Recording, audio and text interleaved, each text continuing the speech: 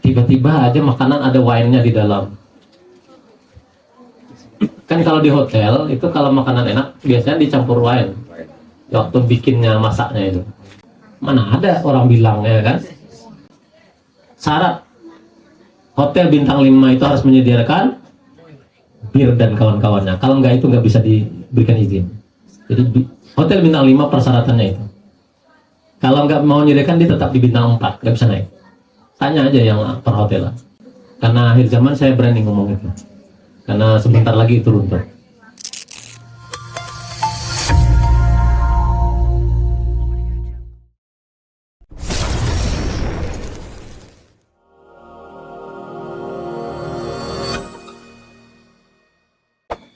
Judul ini terkait kondisi kita hari ini yang akan menjawab beberapa,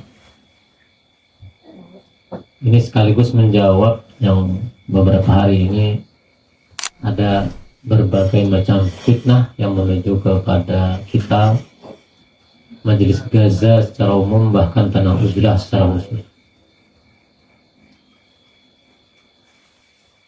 Jadi judulnya hari ini fitnah dunia sudah ada di mana-mana, bahkan tidak terasa ada di diri kita. Yang jadi masalah kalau fitnah itu sumbernya dari kita. Ini berdasarkan tinjauan dari sisi ilmiah, syar'i, rasional, dan tentu. Baik, kita masuk. Jadi judul ini akan membuktikan 3 hal sekaligus. Pertama, pembuktian kebenaran mimpi Muhammad Qasim bahwa dunia sudah dipenuhi kegelapan. Kegelapan yang maknanya bisa dimanakan dipenuhi dengan segala macam kesyirikan, baik syirikan yang tampak nyata maupun kesyirikan yang hari ini bagi sebagian banyak orang masih dianggap belum sebagai kesyirikan. Di antaranya memajang foto.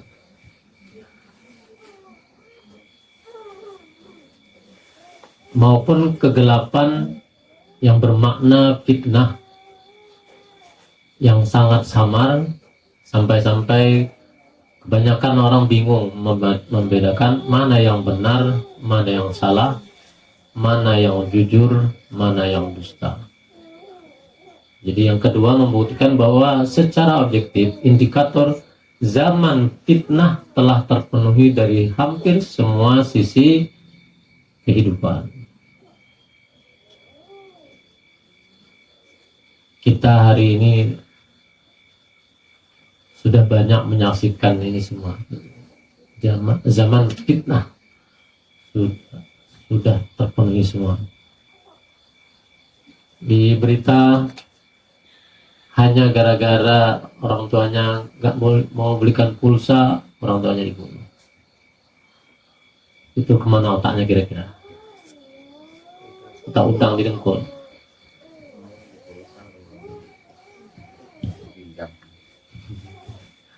Otaknya udah tergadaikan. Hanya gara-gara tatapan mata orang dibunuh. Kejelasan, itulah namanya fitnah akhir zaman. Kemarin Mas Alif bikin kajian, itu juga bagian dari fitnah akhir zaman. Hanya gara-gara putus cinta dia bunuh diri. Sepi amat dunia. Kayak nggak ada lagi. Tapi itulah karena hatinya telah buta. Kalau buta mata masih mending, buta hati. Jadi bukan buta mata yang ada ini, tapi buta hati itu lebih berbahaya. Karena tidak bisa membedakan mana yang benar, mana yang salah, mana yang hak, mana yang batil. Yang ketiga, pembuktian tentang Quran, hadis, dan kitab ulama yang menyatakan saat inilah waktunya uzlah. Jadi kalau ada pernyataan hari ini belum saatnya, sepertinya keliru besar, dan dia sepertinya kurang analisis. Kurang ngopi. Kurang gawah. Kurang gaul. Mainnya kurang jauh. Ya, kurang piknik. wawasannya terlalu sempit. Tapi fitnah itu memang harus terjadi, dan itu ujian buat kita semua secara umum dan secara khususnya kita di sini. Maka itu semuanya akan membentuk imun alami bagi yang sadar. Jadi siap-siap saja seperti mimpinya Butika itu mimpi tentang ujian yang bergelombang namanya. Dan itulah hari-hari kita hari ini.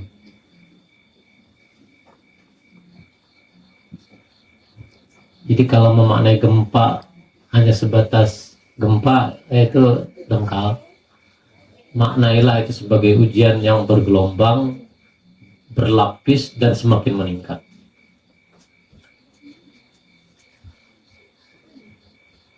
Artinya ada warning dari Allah, dan kita harus siap-siap meningkatkan kewaspadaan. Seperti yang sampaikan beberapa yang lalu, ujian kalau dari sisi rasa sakit kita cepat waspada. Tapi kalau ujian yang melenakan, Mas Aidil kan orangnya ganteng, dermawan, baik. Nah itu ujian yang mengerikan. Mas Arif orangnya lurus-lurus saja, tauhidnya bagus, itu bahaya Mas Arif. Tapi ujung-ujungnya, atau kalimat yang kemarin, saya sarankan untuk meninggalkan tanah uzlah untuk mendakwahkan kesyirikan kepada keluarga-keluarganya. Itu kan kalimat itu berbahaya.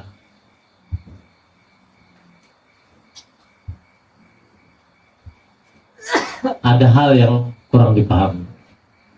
Kita lanjut saja, karena materi ini lumayan panjang. Insya Allah kita selesaikan bagaimana caranya. Yang pertama, definisi fitnah secara ilmiah dan syar'i. Jadi fitnah di sini bukan tentang hanya perang, tapi tentang kebingungan nilai. Jadi orang hari ini sudah kebingungan, mana yang benar, mana yang salah, mana yang harus diikuti, mana yang harus ditinggalkan. Dan dua-duanya pakai dalil. Dalilnya sama lagi. Itulah namanya. Kalau pintar kan bagus nih. Tapi kalau kelewatan, terlalu pintar. Itu sama dulu ada teman-teman saya waktu kuliah. Istilahnya kayak gini. Kelewatan melempar ke neraka, ke surga katanya. Nah itu kan kurang ajar. Mana ada malaikat kelewatan?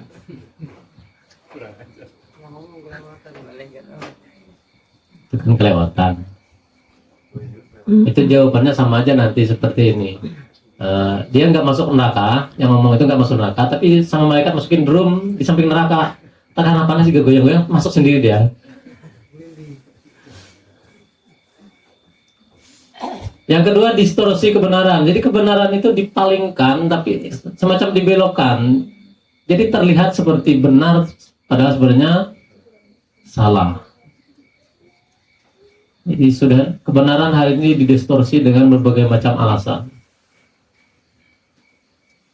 Ya seperti kata-kata iblis kepada Nabi Adam ketika menggoda supaya dia memakan buah khuldi itu.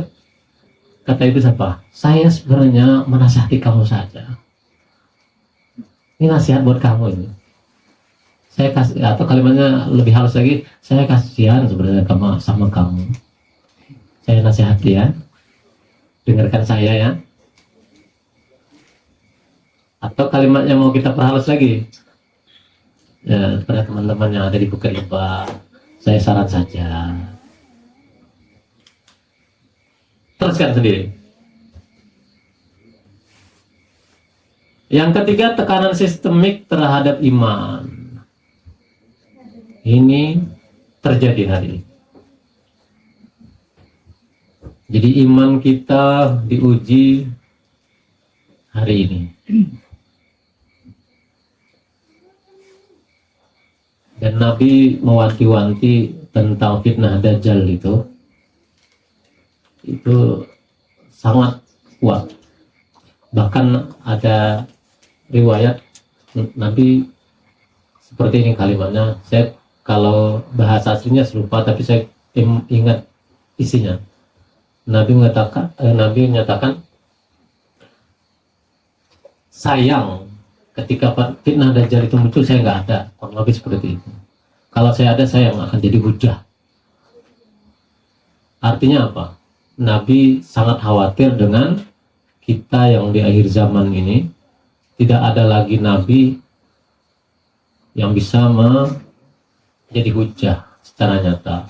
Maka berarti itu kita sendiri yang harus membentengi iman kita. Dan cara sederhananya uzlah. Karena di luar sana sudah terlalu sistemik. Mereka bikin secara sistematis untuk menghancurkan keimanan kita. Dan dari semua sisi. Ini contoh sederhana. Kalau saya pelajari tentang makanannya, orang musuh Islam itu paham bahwa doa kita tidak akan dikabulkan ketika makanan kita halal. Kayak gitu hadisnya ya, maknanya. Dalam hadis kata Nabi, kusut masai tubuhnya, bajunya, jadi kusut masai baju dan rambutnya, kurang lebih maknanya seperti itu. Itu maknanya dia berarti haji ya. Kemudian diberi ya Rab, tapi doanya tidak dikabulkan karena makanan dan pakaiannya haram. Maksud saya kemana? Saya ingin masuk yang paling kecil. Hari ini dalam dunia industri makanan, saya nggak akan kalimat bab satu tapi babi. Babi itu hari ini dijadikan semua produk dan produknya paling hebat di semua, dari ujung rambut sampai ujung kakinya jadi produk. Rambutnya jadi apa? Ada yang pernah cari? Bulu sikat gigi sama sikat kuas. Kuas. Jadi hati-hati yang beli makanan di luar yang ada kuasnya. Kalau warna kuasnya agak coklat, kuning coklat, hati-hati. Dan ada yang pengalaman yang jualan itu lebih laku daripada yang kuasnya plastik karena rasanya katanya lebih enak daripada yang kuas plastik atau dari sabut aren itu. Kalau yang hitam biasanya sabut aren atau plastik, kalau putih itu plastik. Kalau mau membuktikan, beli kuasnya dibakar. Kalau baunya bau rambut, itu positif. Karena dalam penelitian yang bisa dijadikan kuas itu cuma bulu babi, nggak bisa bulu yang lain, nggak bisa. Itu namanya sistemik. Jadi di YouTube masih ada video itu. Jadi seorang jurnalis, dia dokter perempuan, dia melakukan penelitian tentang babi. Dia beri kode babi itu, meskipun di awalnya dia nggak diberi akses ke perusahaan itu, dia meneliti babinya diberi nomor. Itu ternyata bahkan sampai peluru pun ada unsurnya dari babi. Apalagi filter rokok. Filternya itu supaya bersih. Ini teman-teman yang merokok ya. Kalau Diki belum pernah nyobain ini kan? Filter rokok itu supaya bersih nikotinnya, yang paling bagus memfilter adalah bahannya adalah dari babi. Jadi hari ini taubat saja yang pernah merokok. Makin mahal rokoknya, hampir bisa dipastikan filternya dari itu. Habis itu yang paling keren, ring jantung. Orang masang ring jantung, tersumbat jantungnya, itu nggak bisa ringnya nggak dari babi, pasti dari babi. Karena dari lain nggak bisa, nggak cocok. Karena DNA babi itu paling dekat dengan manusia. Makanya ada kemarin di YouTube saya lihat, dia ilmuwan dari Indonesia, dia ahli rekayasa genetik. Katanya babi, mungkin kenapa diharamkan babi bukan karena dulu orang alasannya cacing pita, tapi karena genetiknya terlalu dekat dengan manusia. Kalau makan babi sama dengan kanibal. Kanibal apa maksudnya? Kalau kanibal, makan kanibal itu, maka genetiknya masuk, kelakuannya yang masuk ke manusia. Dan pernah ada, dia pejabat ganti ginjal babi, ganti jantung babi, ganti, ada 3 macam, kalau salah hatinya babi, hati babi. Tahu yang terjadi? Makin kurang ngajar hidupnya. Jadi artinya membabikan manusia atau memanusiakan babi?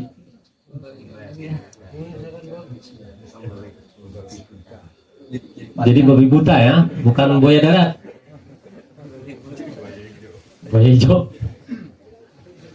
Itu baru satu sisi. Kalau mau saya ceritakan dari A sampai sini kita selesai tentang babi. Saya punya videonya di YouTube, masih ada video itu. Nanti suatu saat kita putar. Belum jadi pasta gigi. Kalsiumnya salah satunya jadi pasta gigi. Kalau murah titik-titik. Nih kalau saya ceritakan sih, khawatir saya bubar di sini nanti.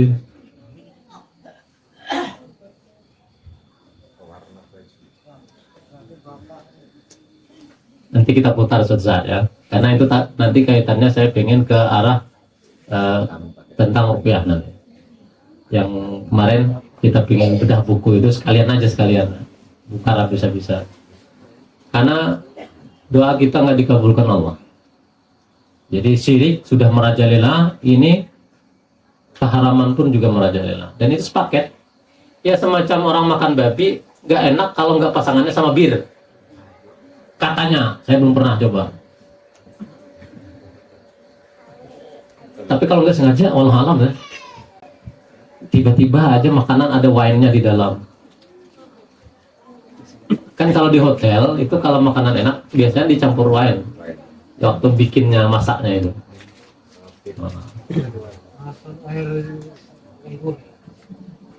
Mana ada orang bilang ya kan? Mohon maaf Pak, ini tadi saya masukin wine dikit, oke. Mana ada? Apalagi bintang 5, kan syarat hotel bintang 5 itu harus menyediakan bir dan kawan-kawannya. Kalau enggak itu nggak bisa diberikan izin. Jadi hotel bintang 5 persyaratannya itu. Kalau nggak mau menyediakan, dia tetap di bintang 4, nggak bisa naik. Tanya aja yang perhotelan kalau percaya.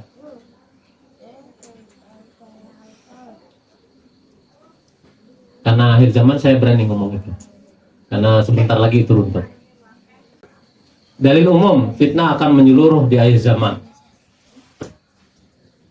Wattaqu fitnatan la tusibanna alladhina zalamu minkum khassah wa'lamu annallaha syadidul iqab.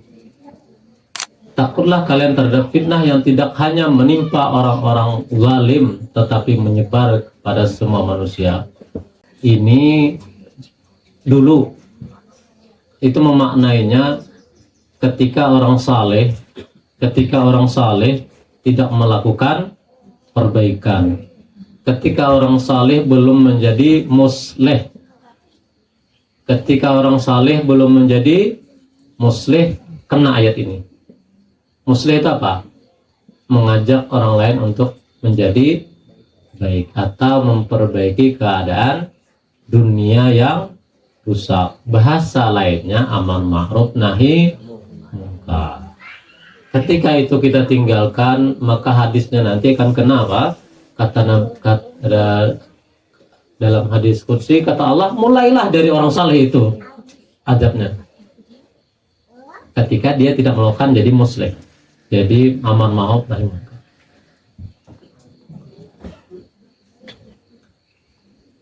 Kata kunci ilmiahnya, fitnah sistemik, bukan individual. Hari-hari ini sudah mulai ini. Yang kemarin sudah dimulai dari Sumatera, Aceh, Padang, dan seterusnya. Kemarin saya lihat juga di Brebes, karena Mas Harto Cirebon, Jakarta jebol. Jakarta itu seperti ayat surah Rum ayat awal, fi annal ard. Jadi Jakarta itu di bawah garis air laut, seperti dalam surah Rum, tapi bukan Jakarta itu ayat itu, tapi mirip maknanya. Fi annal ard wa hum min ba'di ghalabihim sayaghlibun. Jadi Jakarta hari ini itu sudah di bawah garis laut. Jadi kalau jebol udah selesai. Jadi kalau dulu sudah diperingatkan bahwa suatu saat Jakarta akan tenggelam, hari inilah mulai terjadi. Dan itu bagian dari tanda-tanda zaman bahwa saat inilah uzlah itu diberlakukan. Hadis Nabi, badiru bil a'mali fitanan kaqita'il laili mudliman. Itu bentuk yang lain. Bersegeralah beramal sebelum datang fitnah seperti malam yang gelap gulita. Karena makna gelap gulita itu tidak bisa membedakan mana yang benar, mana yang salah, mana yang hak, mana yang batil. Karena hari ini semuanya pakai dalil. Yang salah pun pakai dalil. Bikin perpecahan pakai dalil. Jadi kita menginginkan kalimat innamal mu'minuna ikhwah, tapi dengan dalil itu malah pecah. Kan lucu. Mau tertawa nggak lucu, karena mengerikan. Itulah maknanya fitnah yang semakin gelap.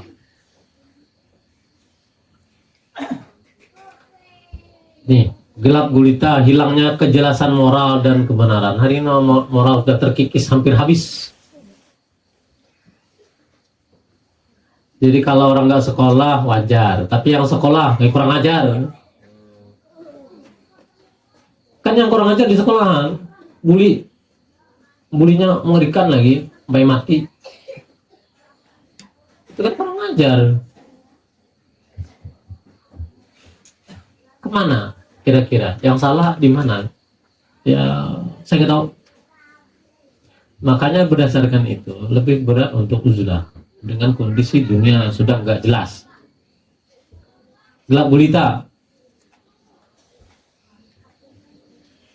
Makanya ketika kondisi seperti ini, doa yang harus kita perbanyak itu ya muqallibal qulub tsabbit qulubana ala dinik, atau doa Allahumma arinal haqqa haqqa warzuqna ittiba'ah wa arinal batila batila warzuqna ijtinabah. Itu yang harus diperbanyak karena kita udah bingung. Ulama banyak tulisannya, datanya maksud saya, tapi ada nggak yang beri pencerahan? Susah kan? Kita udah cari kemana-mana nggak ketemu. Terasa hambar isinya. Yang ketiga, bukti ilmiah fitnah dari semua sisi kehidupan. Ini bukan opini agama semata, tetapi diakui dalam ilmu sosial modern. Jadi sekarang kita perlu pembuktian. Kalau hanya sebatas dalil Al-Quran nanti dibilang doktrin, dogma, dan seterusnya. Tapi kita perlu pembuktian. Ilmu sosial modern inilah sebagai pembuktian. Yang pertama, fitnah akidah dan keyakinan atau ideologis. Bentuknya apa? Relativisme kebenaran. Kalimatnya apa? Semua agama sama saja. Itu berbahaya. Berbahaya bagi kita kalau menganggap semua agama sama. Kalau yang luar Islam sih silakan saja, tapi bagi kita itu berbahaya karena Allah sudah menyatakan inna dina 'indallahil Islam. Jelas ya? Jadi harusnya nggak ada lagi kalimat Nahdiyin lebih benar daripada Muhammadiyah, Muhammadiyah lebih benar daripada Salafi lebih benar dari jemaah tabligh lebih benar dari yang lainnya, dan seterusnya. Kalau mengaku benar semua ya seperti itulah. Spiritualitas tanpa Tuhan itu seperti apa? Dia punya rasa spiritual tapi tanpa Tuhan. Itu nanti seperti orang ya, semacam apa ya, pengalaman batin tetap spiritual tapi tanpa ada Tuhan. Jadi Tuhannya siapa? Itu semacam orang-orang yang melakukan meditasi. Dia mengakui ada semacam spiritual tetapi nggak mengakui Tuhan ada. Jadi Tuhannya siapa itu? Dirinya sendiri.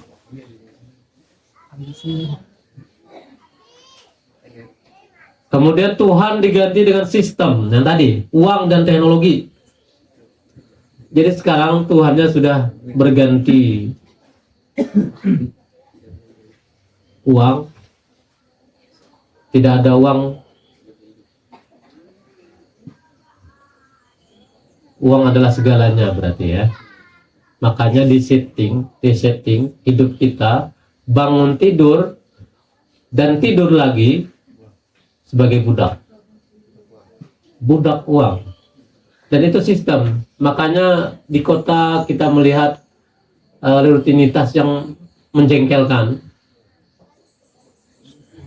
Bangunnya pagi-pagi, pergi kerja masih gelap, pulang kerja sudah gelap lagi, anaknya nggak tahu mana orang tuanya. Itu namanya orang tua anaknya yatim sebelum yatim. Habis tuh karena tekanan kerja terlalu banyak, emosinya meledak pada anak.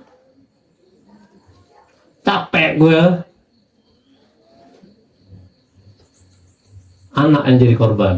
Jadi dia pertama sudah yatim piatu sebelum waktunya. Yang kedua dia patah hati dengan orang tuanya. Belum lagi di sekolahan dia dibully habis-habisan. Mati sebelum mati ini namanya. Itulah dunia kita hari ini. Jadi kalau dunia seperti itu lebih baik menyendiri atau hidup di kota. Tapi jangan sendirian ya. Setan lebih suka dengan yang sendirian. Jadi kalau uzlah itu bersama-sama. Kalau hidup menyendiri nanti banyak bisikan. Nanti yang ini muncul spiritualitas tanpa Tuhan, atau malah seperti Al-Hallaj menyatu maninggal engkau lah Gusti.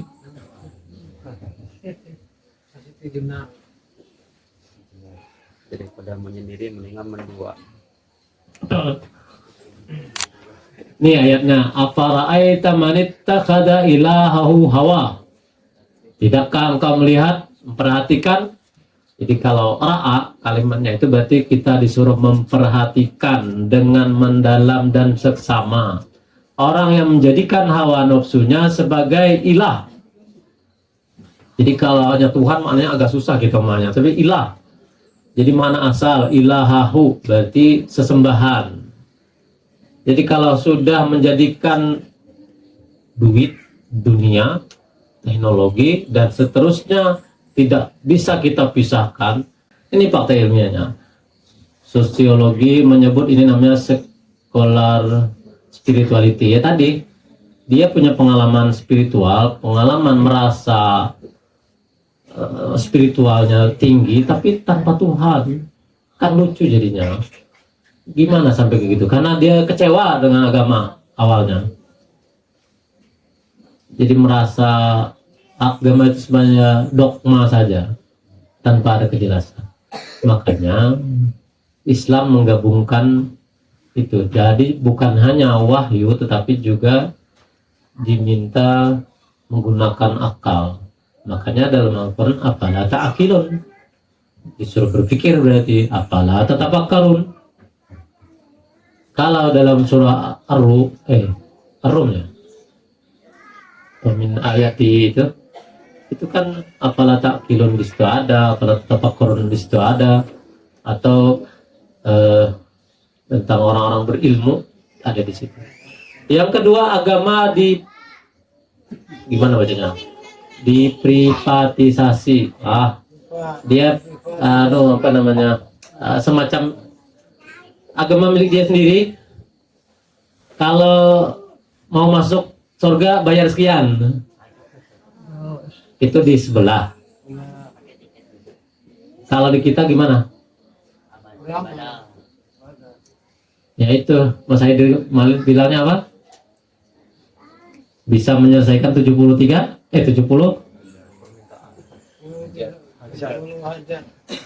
Apalagi bayar, makin banyak kayaknya.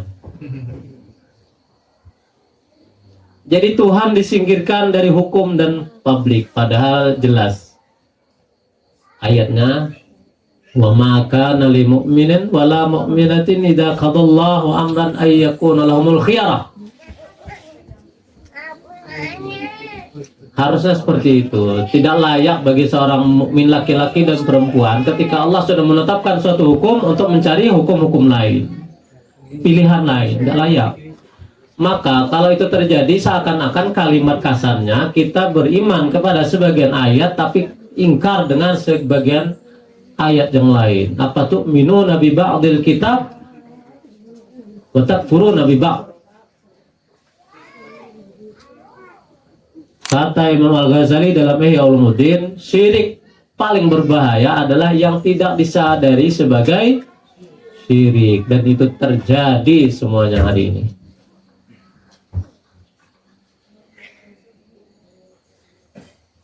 Yang kedua, tanda-tanda tadi, fitnah sudah merata, fitnah moral dan perilaku sosial, indikator global. Normalisasi zina. Jadi zina namanya bukan zina lagi. Jadi namanya tempat lokalisasi, prostitusi, PSK.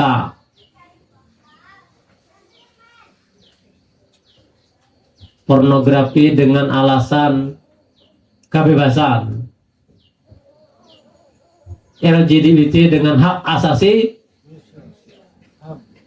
kebinatangan. Tahu nggak dari mana munculnya? Tadi kan saya bilang babi ya. Itu ada penelitian dulu, dah lama itu. Jadi orang Amerika bilangnya harusnya kami sekarang, kata mereka. Tapi itu dulu udah lama sekali. Harusnya, kata dia, sekarang itu babi udah halal karena cacing beritanya nggak ada. Kami mandikan tiap hari dengan teknologi. Jadi kandangnya itu bersih, mengalahkan kambing kita. Tiap hari bukan mesin semuanya, dimandikan, makanannya bersih, pokoknya bersih, nggak ada cacing pitanya. Jadi kata si orang Amerika tadi, harusnya babi itu hari ini halal, nggak ada lagi cacing pitanya. Dan manfaatnya banyak, seperti yang saya sebutkan tadi, dari ujung rambut sampai ujung kakinya termanfaatkan, tidak ada satupun yang terbuang. Maka yang waktu itu yang dipanggil kan Syekh dari Mesir, kata beliau, sederhana saja, gini aja, kita gak perlu debat, kita pembuktian saja. Tolong bawakan ke saya 2 ekor babi jantan dan 1 betina, sama 2 ekor jantan ayam sama 1 betina. Yang babi dalam 1 kandang, ayam dalam 1 kandang. Kita lihat apa yang terjadi. Ayam apa yang terjadi? Dia memperebutkan betinanya sampai mati. Tuh kata saya, itu ayam. Coba kita lihat babi. Babi malah kok ini masalah nih babi ini. Bukan kerjasama. Jadi ketika betinanya nggak mau, itu yang satunya bantu. Berarti apa namanya? Bukan pasangan. Babi. Yang kedua, ketika pasangannya nggak mau, dia sama yang itu. Nggak ada akar, pohon pun jadi apa sih? Rotan juga. Itu rotan masih mending, pohon.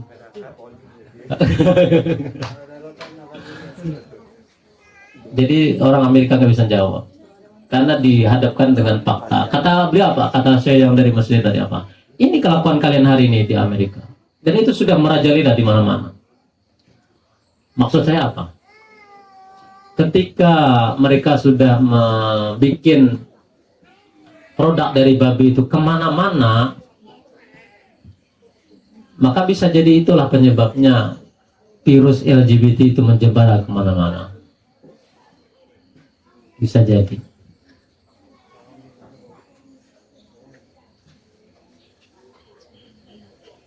Jadi orang musuh Islam itu paham kemana arahnya, kitalah yang terlena. Ngeri kan? Di luar lebih ngeri. Yang kedua, rusaknya konsep keluarga. Dalam Al-Quran, Allah memberikan surah satu khusus, namanya surah Al-Ankabut. Artinya apa? Laba-laba. Dan Al-Quran menyebut di situ rumah tangga yang paling rapuh adalah rumah tangga laba-laba. Inna auhanal buyuti labaitul ankabut. Kenapa? Ada yang tahu? Padahal dalam penelitian, jaring laba-laba itu kalau dibikin besar, dia bisa ngangkat, menahan mungkin puluhan mobil dalam satu talinya. Puluhan mobil kalau diperbesar seukuran tali sling. Ya seperti film Spider-Man itu.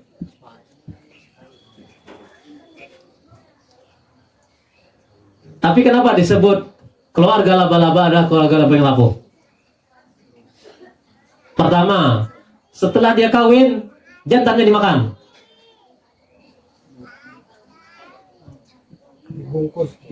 Bukan dibungkus, dimakan.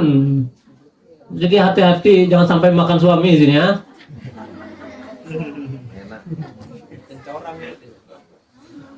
Makan suami itu makan otot suami. Kurang, bapak, kurang ada duitnya bapak. Ada uang abangku sayang, tidak ada uang abangku tendang. Suami kan gunanya dimakan. Oh. Yang kedua, itu tadi dimakan, dibinasa. Kalau nggak bisa dibina, dibinasakan. Gitu ya.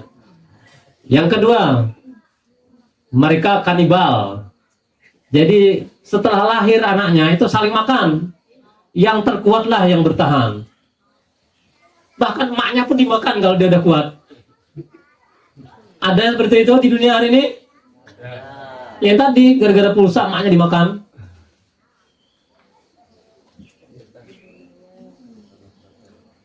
Gak dibeliin HP, melunjak. Sama itu.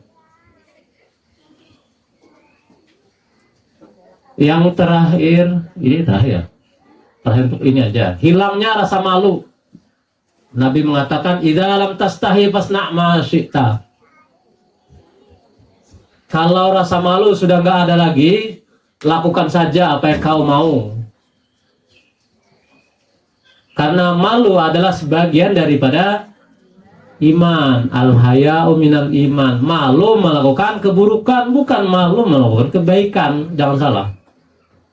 Jadi malu mengerjakan keburukan, malu mengerjakan maksiat. Kalau malu sudah hilang, imannya pun berkurang, bahkan bisa jadi luntur seluntur-lunturnya. Malunya harus kepada Allah. Malu kepada manusia pun mending sebenarnya. Ini kak malu dengan manusia enggak, malu dengan Allah apalagi. Makanya nanti wajar ketika orang-orang beriman sudah dimatikan secara serempak, malu itu sudah diangkat. Jadi dalam hadis zina ada di mana-mana itu akan terjadi. Seperti binatang bahkan lebih buruk lagi.